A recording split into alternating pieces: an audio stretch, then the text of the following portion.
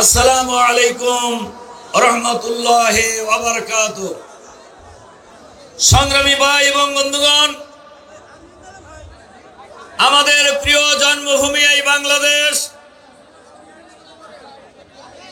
বাংলাদেশকে নিয়ে অতীতে বারবার ষড়যন্ত্র হয়েছে। সেই ষড়যন্ত্র বিশেষভাবে 2008 সালে মঈনুদ্দিন ফখরুদ্দিন, আওয়ামী লীগ, আমাদের প্রতিবেশী দেশ এই ত্রিপক্ষীয় ষড়যন্ত্রের মাধ্যমে একটি সমঝোতা নির্বাচনের মধ্য দিয়ে আওয়ামী লীগ ক্ষমতা দখল করেছিল। ক্ষমতা আসার পর থেকে 2009 সাল থেকে একের পর এক দেশের বিরুদ্ধে, সীমানার বিরুদ্ধে, ইসলামের বিরুদ্ধে, ইসলামী নেতৃত্বের বিরুদ্ধে, ইসলামী আন্দোলনের বিরুদ্ধে, এই দেশের জনগণের বিরুদ্ধে একটার পর একটা ষড়যন্ত্র এবং হত্যাকাণ্ড পরিচালনা করেছে। সেই ষড়যন্ত্র এবং হত্যাকাণ্ডের শিকার হয়েছেন বাংলাদেশের দেশপ্রেমিক সেনাবাহিনীর চৌকস কর্মকর্তারা। সেই ষড়যন্ত্র এবং হত্যাকাণ্ডের শিকার হয়েছেন জামাত ইসলামীর আমির মাওলানা মতিউর রহমান নিজামী, শহীদ আমির জামাত সহ বাংলাদেশের মাটিতে হাজার হাজার বিরোধী দলের নেতা কর্মীকে নির্বিচারে হত্যা করা হয়েছে। শাপলা চত্বরে হেফাজতে ইসলামের মিটিংয়ে বাংলাদেশের শত শত নিরীহ ঘুমন্ত আলেম ওলামাদের উপর নির্বিচারে গুলি চালিয়ে শত শত আলেমকে নির্বিচারে হত্যা করা হয়েছে।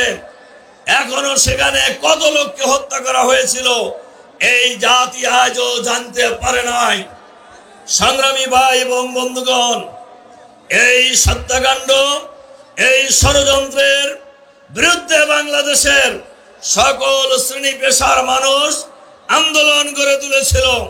সর্বশেষ ছাত্র জনতা, বিশেষ করে যুব সমাজ, ছাত্র সমাজ বৈষম্য বিরোধী ছাত্র আন্দোলনের ব্যানারে তাদের ন্যায্য দাবি গোটা সংস্কারের আন্দোলনে বাংলাদেশের মাটিতে আবার নতুন করে আন্দোলন করে তোলে।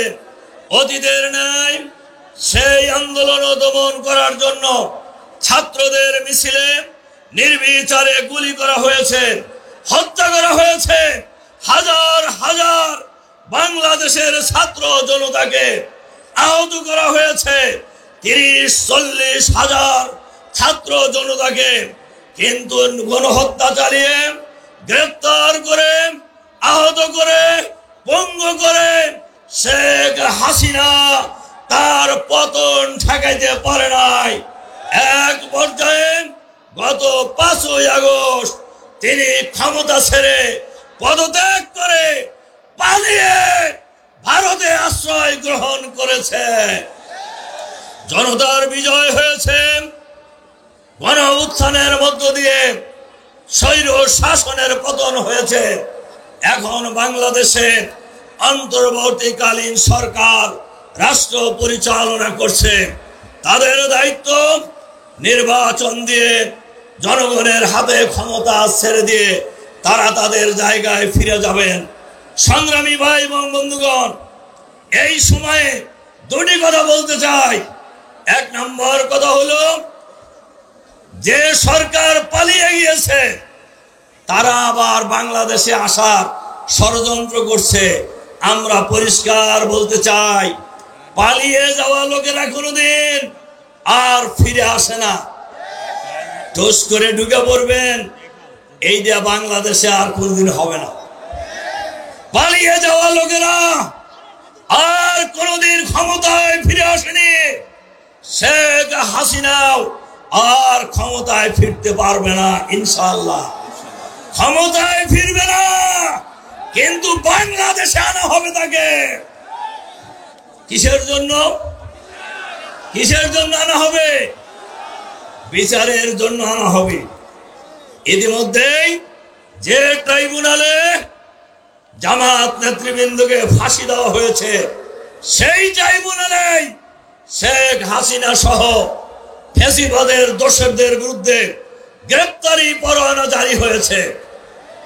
অবশ্যই তাদেরকে দেশে ফিরে আনতে হবে এবং ওই ট্রাইব্যুনালে বিচার করে ফাঁসি কার্যকর করতে হবে ইনশাআল্লাহ। সংগ্রামী ভাই এবং বন্ধুগণ, আর যারা শেখ হাসিনার কথায় বাংলাদেশে উকিঝুঁকি মারার চেষ্টা করছেন, আপনারা মনে রাখবেন আর উনি ফিরবে না। যারাই বাংলাদেশের মাটিতে ফ্যাসিবাদের দোসররা উকিঝুঁকি মারবেন, তারাই বিপদে পড়বেন।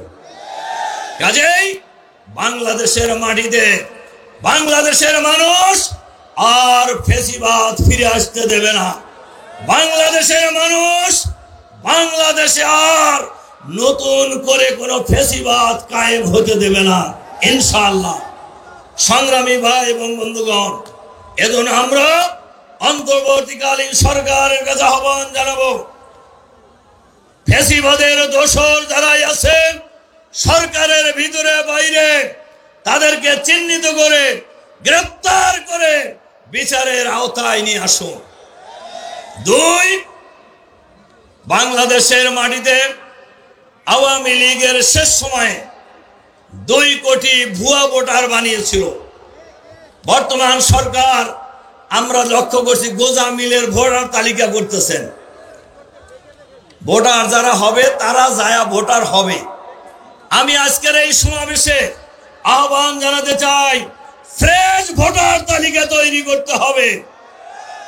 যারা ভুয়া ভোটার হয়েছে তাদেরকে ভোটার তালিকা থেকে বাদ দিতে হবে, আর যারা ভোটার হওয়ার বয়স হয়েছে তাদেরকে ভোটার তালিকায় অন্তর্ভুক্ত করতে হবে।